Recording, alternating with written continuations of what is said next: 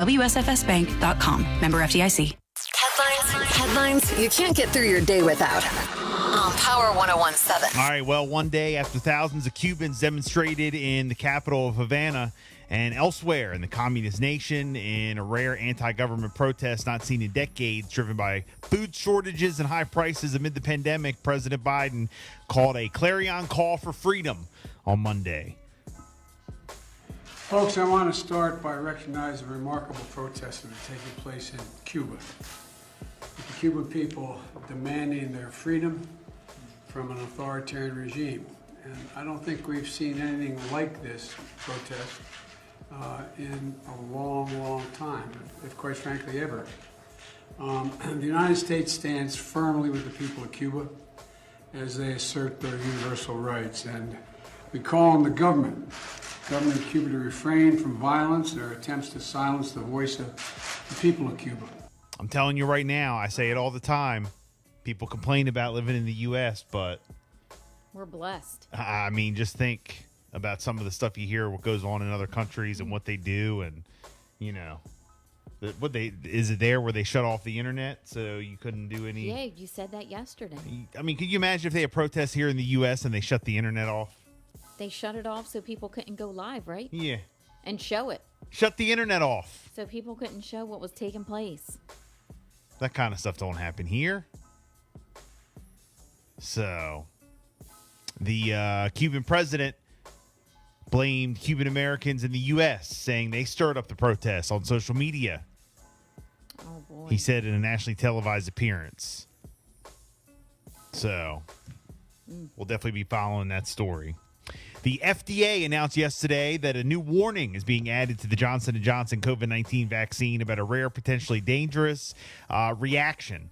Although it's not entirely clear that the vaccine caused it, apparently there's been reports of about 100 of the nearly 13 million Americans who got the Johnson & Johnson vaccine developed it's called, I don't even know how to pronounce it, Guillain-Barré syndrome, an immune system disorder that can cause muscle weakness, and occasionally it's like temporary. Now, of them, one person died and almost all were hospitalized. Most of them were men, many 50 and older. Guillain-Barré can be triggered by a number of infections, and there's been rare cases after receiving certain vaccines. Jeez, okay. So 100 out of 13 million. But again, then they say, see, they slipped that in there. They don't know if it's from the vaccine. Mm-hmm. If that's like one of the side effects. So they got to add it in there. So that's a whole nother. We'll definitely keep you up to date on that.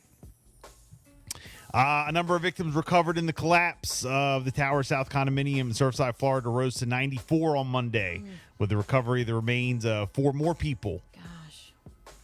The Miami-Dade County mayor said that 22 people still remain missing. Surfside mayor said officials plan to increase security at the site to make sure victims' personal possessions are preserved for their families. Yeah. So, thoughts and prayers.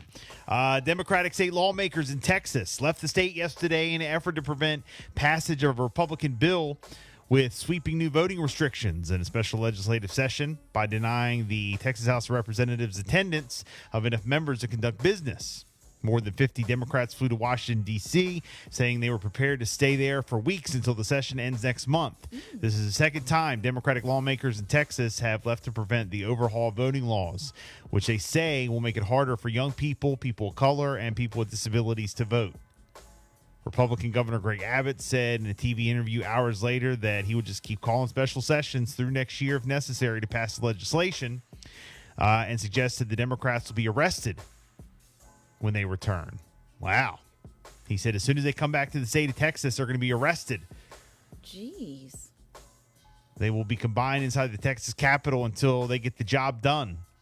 But Representative Trey Martinez Fisher said in D.C., this is a now or never for our democracy. We're holding the line in Texas. The lawmakers' intent in going to Washington is to increase pressure on President Biden and Congress to enact voting rights legislation on the federal level. So, wow. we'll definitely keep you up to date on that. But that's something. The home run derby was last night. I know we do have more about that coming up in sports, but I do have some audio right here. Congratulations to New York Mets first baseman Pete Alonso. I mean, I don't know if you guys saw the home run derby last night. We did. It was great. 6 wins it, and now it's 5 that will win it. Another massive shot from Alonso. 4 to win it, like a countdown. 3 to win it. He was just swatting flies. 2 to win it. Woo. He's not missing. 1 more to win it as Alonso comes out of the timeout and walks it off. What a finish. Alonso defends his title. The 2021 Derby champion put the belt on again. What a show. Ken Griffey Jr. giving him the trophy, but Pete Alonso, he made that look easy. Man, look at old Ken Griffey Jr.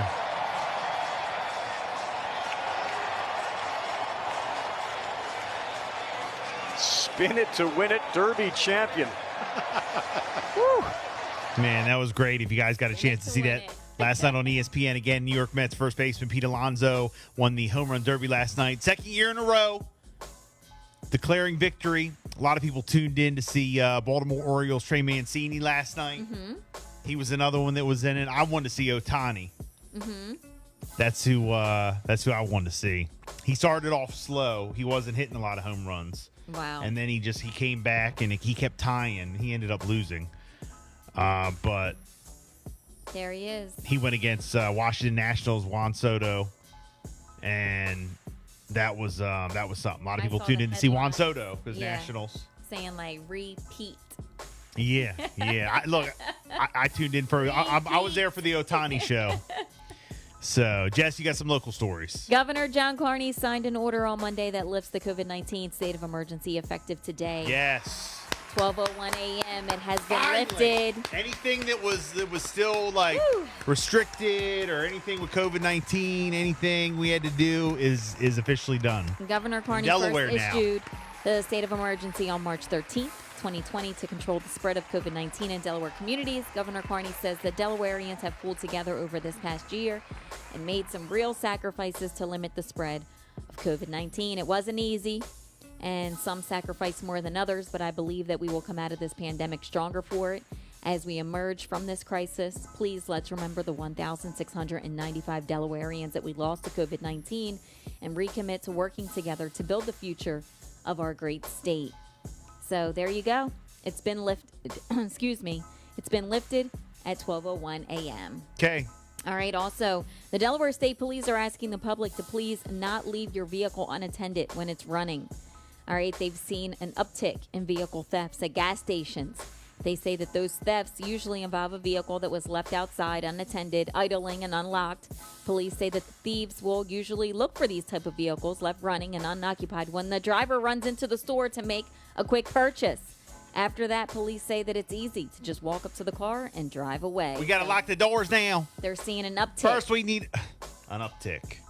Police say that's the media's favorite word.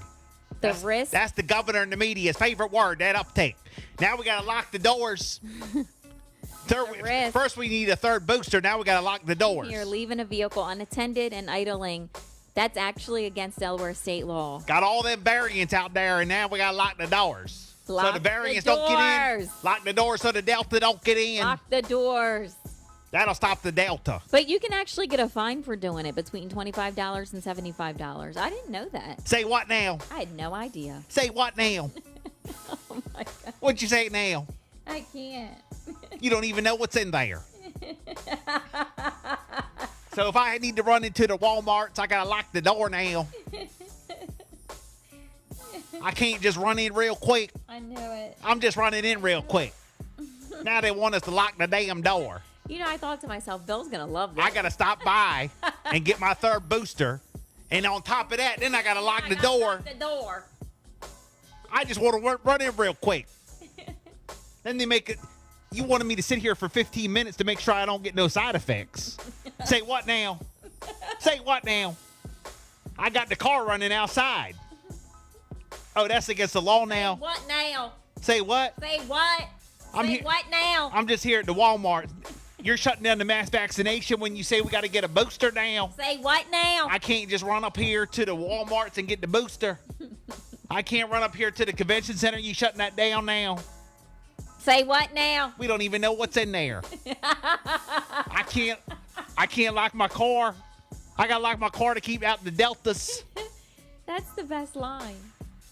We don't even know what's in there. We don't even know what's in there. Y'all out here running around like it's crazy. You're running around like crazy. And we gotta lock the doors now.